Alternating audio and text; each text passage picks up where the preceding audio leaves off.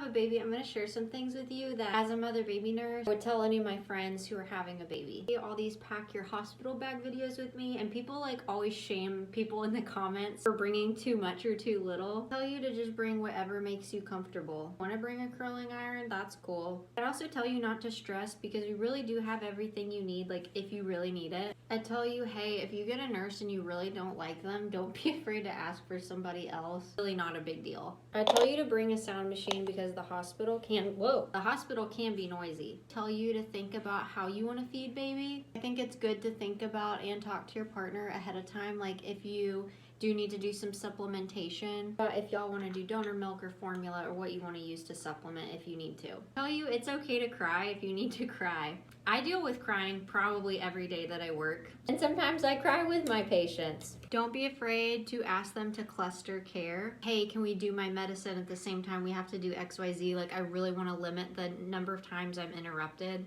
Like, your nurses should be doing that, but if they need a little push to do it more, don't be afraid to ask. Don't feel bad if you send your baby to the nursery. Like, we want to help you. If you're getting induced and it's your first baby, just in case, pack a couple extra clothes for yourself, just in case you're there a little longer than you plan. As far as clothes, you can pack whatever you want, but I tend to say pack darker clothes just in case anything gets on them. It's just less noticeable.